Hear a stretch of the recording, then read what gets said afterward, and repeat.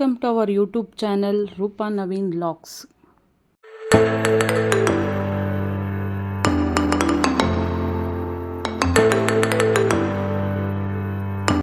ನಾವಿವತ್ತು ಹೊಲದಲ್ಲಿ ಬೋರ್ ಹಾಕ್ಸ್ಬೇಕು ಅಂತೇಳಿ ಹೋಗ್ತಾ ಇದ್ದೀವಿ. ಸೊ ನಾವು ಬೆಂಗಳೂರಿಂದ ಬಂದಿರೋ ಉದ್ದೇಶನೇ ಹೊಲದಲ್ಲಿ ಬೋರ್ ಹಾಕ್ಸ್ಬೇಕು ಅಂತ.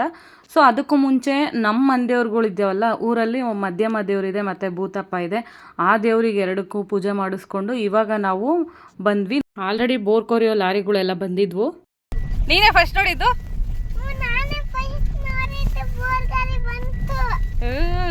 ನಾನಂತೂ ಕಂಡೇ ಇರಲಿಲ್ಲ, ನೀನೇ ತೋರಿಸಿದ್ ನಂಗೆ. ಸುಮಾರು ನಾವು ಹೊಲ್ದಕ್ಕೆ ಹೋದಾಗ ಬೋರ್ ಲಾರಿಗಳು ಬಂದಾಗ ಸುಮಾರು ಒಂದು 10-11 ಗಂಟೆ ಆಗೋಗಿತ್ತು. ಸೊ ಬೇಗನೆ ಸ್ಟಾರ್ಟ್ ಮಾಡಬೇಕು ಅಂತೇಳಿ ಆಲ್ರೆಡಿ ಮಿಷಿನ್ ಎಲ್ಲ ಅವರೆಲ್ಲ ಜೋಡಿಸ್ಕೊತಾ ಇದ್ರು. ನಾವು ಈ ಕಡೆ ಪೂಜೆಗೆಲ್ಲ ರೆಡಿ ಮಾಡ್ಕೋತಾ ಇದ್ವಿ. ಈ ಪೂಜೆಗೆ ರೆಡಿ ಮಾಡ್ಕೊಳ್ಳೋಕ್ಕಿಂತ ಮುಂಚೆ ಇದು ನಾವು ಬೋರ್ ಕೊರೆಸಿದ್ದು ಯಾವತ್ತು ಅಂತ ಅಂದರೆ 26ನೇ ತಾರೀಕು ಗಣರಾಜ್ಯೋತ್ಸವ ದಿನ.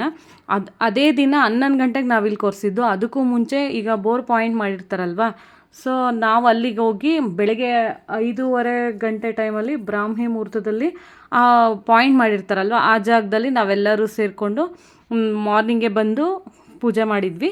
ಇವಾಗ 10 ಗಂಟೆಗೆ 11 ಗಂಟೆ ಟೈಮಲ್ಲಿ ಮತ್ತೆ ನಾವು ಹೊಲ್ದಾಗ ಬಂದ್ವಲ್ಲ, ಇವಾಗ ಮತ್ತೆ ಇನ್ನೊಂದು ಸತಿ ಪೂಜೆ ಮಾಡ್ತಾಯಿದ್ದೀವಿ. ಇದಾದಮೇಲೆ ಅವ್ರ ಕೆಲಸನ ಅವ್ರು ಸ್ಟಾರ್ಟ್ ಮಾಡೋದು. ಸೊ ನಮ್ಮ ಪೂಜೆ ಎಲ್ಲ ಮುಗೀತು.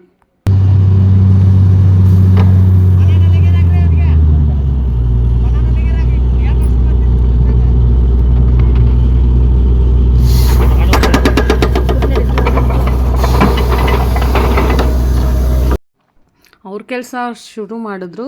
ಈ ಕಡೆ ನಾವಂತೂ ಆ ಕಡೆ ಈ ಕಡೆ ಎಲ್ಲ ಕಡೆನೂ ನಾವೇ ನೀರು ಯಾವಾಗ ಬರುತ್ತೋ ಅಂತೇಳಿ ಆ ಉರಿ ಬಿಸಿಲಲ್ಲೇ ವೆಯ್ಟ್ ಮಾಡಿಕೊಂಡು ನೋಡ್ತಾ ಇದ್ವಿ. ಎಲ್ಲರೂ ಹೇಗೆ ಕೂತಿದ್ದೀವಲ್ಲ ಬಿಸಿಲಲ್ಲಿ. ಮಕ್ಕಳು ನೋಡಿ ಟವಲ್ ಎಲ್ಲ ಹಾಕ್ಕೊಂಡು ಪಾಪ ಮಕ್ಕಳಿಗೆ ಅವರು ಬಿಸಿಲಲ್ಲೇ ಕೂತಿದ್ದಾರೆ. ಫೈನಲಿ ನೀರು ಬಿದ್ವು. ಹಾಗೆ ಈ ಉರಿ ಬಿಸಿಲಲ್ಲಿ ಅದೆಷ್ಟು ಸತಿ ಟೀ ಕುಡ್ತಿದ್ದೀವೋ ಗೊತ್ತಿಲ್ಲ, ಒಂದು 10 ಸತಿ ಟೀ ಕುಡ್ದಿದ್ದೀವಿ. ಬಿಸಿಲಿಗೆ ಟೀ ಕುಡ್ತಿದೆಯಲ್ಲ.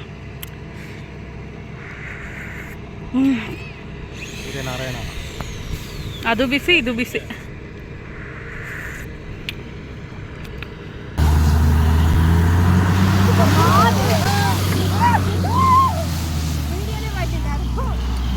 ಮಾಡ್ತಿದ್ದೀನಲ್ಲ, ಮಾಡಿದೆ.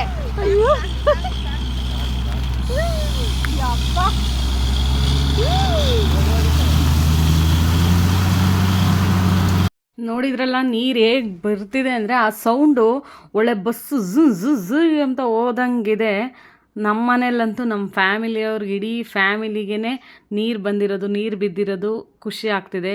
ಎಷ್ಟೋ ಬೋರ್ವೆಲ್ಗಳು ಫೇಲ್ ಆಗ್ತವೆ, ಆದರೆ ಇದು ಪಾಸ್ ಆಗಿದೆಯಲ್ವ, ಅದೇ ನಮ್ಮ ಅದೃಷ್ಟ. ಒಂದು 2-3 ಥರ ಕೇಸ್ ಪೈಪುಗಳು ಹಾಕಿದ್ರು. ಇದು ಎಷ್ಟು ದೊಡ್ಡದಿದೆ ಅಂದರೆ ಇದು ಅಡಿಗೆ 750 ರೂಪಾಯಿ ಏನೋ ಬೀಳುತ್ತೆ. ಇದು ನಾವು ಅದೃಷ್ಟ ಮಾಡಿದ್ವಿ ಅನಿಸುತ್ತೆ. ನಮಗೆ 40 ಅಡಿಗೆ ನೀರು ಸಿಕ್ತು. ಅದಾದಮೇಲೆ 100 ಅಡಿ ಅಷ್ಟೊತ್ತಿಗೆ ನಮ್ಗೆ ಅಲ್ಲಿ 2 ಇಂಚ್ ನೀರು ಸಿಕ್ತಿತ್ತು. ಇದಾದಮೇಲೆ ಒಂದು ದೊಡ್ಡ ಬಂಡೆ ಸಿಕ್ತು ಕೊರಿಬೇಕಾದ್ರೆ. ಅವಾಗೇನಾದರೂ ಆ ಬಂಡೆ ಹೊಡೆದಾದ್ಮೇಲೆ ಫುಲ್ ನೀರು ಸಿಕ್ಬಿಟ್ಟು ನಮಗೆ. ಎಂಥ ಬಂಡೆ ಸಿಕ್ಕಿದ್ದು, ನೀರೇನು ರವ ಸಿಗಲ್ಲ ಇದ್ರಾಗೆ. ಬರೇ ಬಂಡೆ, ಈ ಥರ ಬಂಡೆ ಅದೇ ಬಂಡೆನೇ ನೀವು ಸಿಕ್ಕಿರೋದೀಗ. ಕೊಡು ನೋಡೋಣ. ಈ ಬಂಡೆ ನೀರಿರೋ ಎಲ್ಲ ತೊರೆದಿದಲ್ಲ ಅಲ್ಲ, ಇಂಥ ಬಂಡೆ ಸಿಗೋದೇ ಅದೃಷ್ಟ. ಅಲ್ಲೇ ಕರಗೊಂಡೆ ನೋಡಿ ಹಂಗೈತೆ ಹಂಗೇನೆ. ಎಲ್ಲರೂ ಬರೀ ನೀರು ಎಷ್ಟು ಇಂಚ್ ಬೀಳುತ್ತೆ, ಎಷ್ಟು ಇಂಚ್ ಬಿದ್ದಿದೆ ಅಂತಲೇ ಡಿಸ್ಕಷನ್. ಬರೀ ನೀರೆಲ್ಲ ಆಗ್ತವೆ ಬರಿಬೇಕಲ್ಲಿ. ಅಲ್ಲ ಒಂದು ಇಂಚ್ ಆಗಿಲ್ಲ, 1 ಇಂಚ್ ಆಗಿದೆ. ಯಾರೊಳಗೆ ಆಗ್ಯಾವ ಬರೆಯೋಕ್ಕೆ ಆಗ್ತಾ ಇಲ್ಲ ನೋಡಿ. ಹಂಗೆ ಸಿಹಿಯಾಗಿ ಬಾರೆ ನೀ ಪ್ರತಿ ಹಣ್ಣಿಗೆ.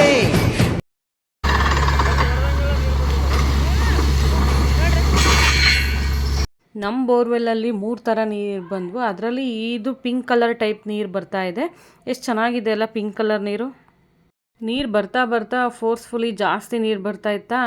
ಆಗ ನಾವು ಕೂತ್ಕೊಂಡಿರೋ ಕಡೆ ಎಲ್ಲ ಬರ್ತಾಯಿತ್ತು ನೀರು. ಅದಕ್ಕೆ ನಮ್ಮ ಚಿಕ್ಕಪ್ಪ ಅವರು ಅದಕ್ಕೆಲ್ಲ ಬದೀನ್ ಹಾಕ್ತಾ ಇದ್ದಾರೆ. ಬರ್ತಾ ತುಂಬ ಕತ್ಲಾಗಿತ್ತು. 7 ಗಂಟೆ 8 ಗಂಟೆ ಆಯಿತು. ಮಧ್ಯಾಹ್ನ ಬೇರೆ ಊಟ ಬೇರೆ ಮಾಡಿಲ್ಲ. ಆ ಹೊಟ್ಟೆ ಹಶ್ವೂ ಸಮೇತ ನಮಗೆ ಕಾಣ್ತಾ ಇಲ್ಲ. ಈ ನೀರು ಬರೋ ಖುಷಿನಲ್ಲಿ ಈ ಬೋರ್ ಕೊರೆಸ್ತಾ ಇದ್ದರೆ ಈ ನೀರುಗಳು ಬರ್ತಾ ಇರೋದು ಬೀಳ್ತಾ ಇರೋದು ನೋಡ್ತಾ ಇದ್ದರೆ ಮನೆಗೆ ಹೋಗಬೇಕು ಅಂತ ಅನ್ನಿಸ್ತಾನೆ ಇಲ್ಲ. ನೈಟ್ 8 ಗಂಟೆ 9 ಗಂಟೆ ಆದರೂ ಇಲ್ಲೇ ಇದ್ದೀವಿ. ನಮ್ಮ ನವೀನು ಮತ್ತು ಅವ್ರ ಅಕ್ಕ ಎಲ್ಲರೂ ಡೀಪ್ ಡಿಸ್ಕಷನ್ನು ನೀರು ಬಗ್ಗೆ. ಧುಮುಕುವ ಜೋಗದ ಸಿರಿಯಲ್ಲಿ ತುಂಬಿದ ನಗೆಯ ನರ್ತನವು. ಬರ್ತಾ ಬರ್ತಾ ನೀರು ತುಂಬ ಜಾಸ್ತಿ ಆಗ್ತಾಯಿತ್ತು. ನಮ್ಮ ಚಿಕ್ಕಪ್ಪ ಈ ಕಡೆ ಎಲ್ಲ ನೀರು ಬರ್ತವೆ ಅಂತೇಳಿ ಮತ್ತೆ ಕಟ್ಟೆ ಕಟ್ತಾ ಇದ್ರಲ್ಲ.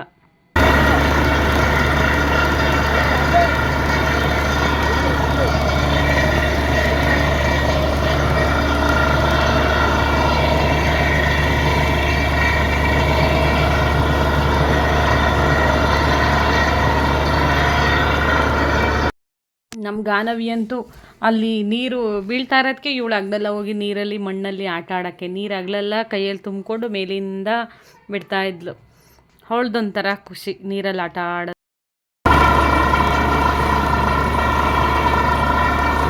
ನೀರು ಫೋರ್ಸ್ ತಡೆಯೋಕ್ಕಾಗ್ದಲೇ ಅವರು ಗೋಣಿ ಚೀಲ ತೊಗೊಂಬಂದೆಲ್ಲ ಹಾಕ್ತಾಯಿದ್ರು. ಆದರೆ ಫೋರ್ಸ್ಫುಲಿ ಮೇಲೆ ಬಂದು ಜಂಪ್ ಆಗಬಾರ್ದು ಈ ನೀರು ಅಂತೇಳ್ಬಿಟ್ಟು ಎಲ್ಲ ಬರೀ ಗೋಣಿ ಚೀಲ ಹಾಕ್ತಾಯಿದ್ರು, ನೀರೆಲ್ಲ ಕೆಳಗೇ ಹೋಗಲಿ ಅಂತ. ನಮ್ಮ ಪೃಥ್ವಿ ಬೇರೆ ಸ್ಕೂಲ್ಗೆ ಹೋಗಿದ್ದ, ಅವನಿಗೆ ಬರೀ ಈ ಕಡೆನೇ ಮನಸ್ಸು, ದಿನ ಪೂರ್ತಿ ಬೋರ್ ಕೊರೆಸ್ತಿದ್ದಾರೆ ಅಂತ. ನಮ್ಮ ಚಿಕ್ಕಪ್ಪ ಅವನ್ನ ಕರ್ಕೊಂಬಂತು.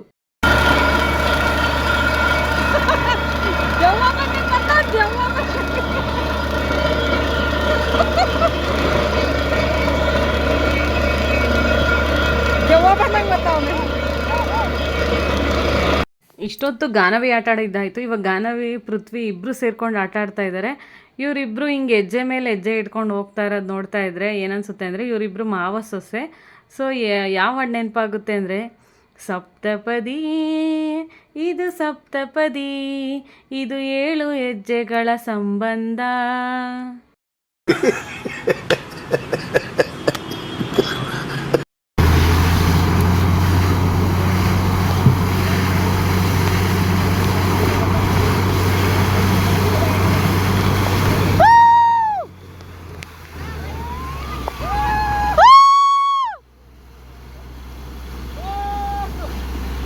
ಫೈನಲಿ ಫ್ರೆಂಡ್ಸ್, ಎಲ್ಲರಿಗೂ ಎಷ್ಟು ಖುಷಿ ಆಯಿತು ಅಂದರೆ 480 ಅಡಿ ಕೊರೆಸಿದ್ವಿ, 4 ಇಂಚ್ ನೀರು ಬಂತು. ನಮ್ಮ ಮನೆಯವರು ನಮ್ಮ ಕುಟುಂಬದವ್ರಿಗೆಲ್ಲರಿಗೂ ಖುಷಿ ಅಂದರೆ ಖುಷಿ. ಇದಾದಮೇಲೆ ಎಲ್ಲ ಮುಗಿತಾಯಿದ್ದು, ಲಾಸ್ಟ್ ಪೈಪೇನೋ ಹಾಕ್ತಾಯಿದ್ರು. ಆ ಟೈಮಲ್ಲಿ ನೀರಲ್ಲಿ ಅವ್ರಿಗೆ ಗಾಡಿನ ಎಲ್ಲ ವಾಶ್ ಮಾಡ್ಕೋತಾಯಿದ್ರು.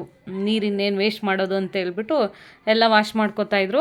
ಈ ಕಡೆ ಬಂದುಬಿಟ್ಟು ಕೇಸ್ ಪೈಪ್ಗಳನ್ನೆಲ್ಲ ಇಳಿಸ್ಬೇಕಲ್ವಾ, ಈ ಕಡೆ ನನಗೂ ಪೃಥ್ವಿಗೂ ದೊಡ್ಡ ಕೆಲಸ ಕೊಟ್ಬಿಟ್ಟಿದ್ರು ಎಲ್ಲರೂ. ಅವ್ರ ಪಾಡಿಗೆ ಅವರೆಲ್ಲರೂ ಮಾತಾಡ್ಕೊಳ್ಳೋರು ಏನು ಎತ್ತ ಅಂತ. ನಾನು ಇವನು ಬರೀ ಕೇಸ್ ಪೈಪುಗಳು 1 2 3 ಅಂತೇಳಿ 24 ಏನೋ ಕೇಸ್ ಪೈಪು 480 ಅಡಿಗೆ ಅಷ್ಟೂ ಎಣ್ಸೋದೇ ಆಗೋಯ್ತು ಫ್ರೆಂಡ್ಸ್. ತೋರಿಸು ಏನಿದು ಲೆಕ್ಕ ಅಲ್ಲೋ, ಆಮೇಲೆ ಒಂದು ಮಿಸ್ ಆದದ್ದು. ಸೊ ಫ್ರೆಂಡ್ಸ್, ಬೋರ್ ಕೊರ್ಸೋ ವಿಡಿಯೋ ಎಲ್ಲ ನೋಡಿದ್ರಲ್ಲ. ನಿಮಗೆ ಈ ವಿಡಿಯೋ ಇಷ್ಟ ಆದರೆ ಲೈಕ್ ಮಾಡಿ, ಶೇರ್ ಮಾಡಿ, ಕಮೆಂಟ್ ಮಾಡಿ, ಹಾಗೆ ಸಬ್ಸ್ಕ್ರೈಬ್ ಮಾಡ್ಕೊಳ್ಳಿ. ಎಲ್ಲರೂ ಸಪೋರ್ಟ್ ಮಾಡಿ. ಬೋರ್ವಿಲ್ಗೆ ಕೊರ್ಸೋಕ್ಕೆ ಎಷ್ಟು ಅಮೌಂಟ್ ಆಯಿತು ಅಂತೇಳಿ ನೆಕ್ಸ್ಟ್ ಯಾವುದಾದ್ರೂ ವೀಡಿಯೋದಲ್ಲಿ ನಿಮಗೂ ಬೇಕು ಅನಿಸಿದ್ರೆ ಎಷ್ಟು ಅಮೌಂಟ್ ಆಯಿತು ಅಂತ ಕೇಳಿ ಕಮೆಂಟ್ ಮಾಡಿ, ನಾನು ನೆಕ್ಸ್ಟ್ ವೀಡಿಯೋದಲ್ಲಿ ಹೇಳ್ತೀನಿ. Thank you all.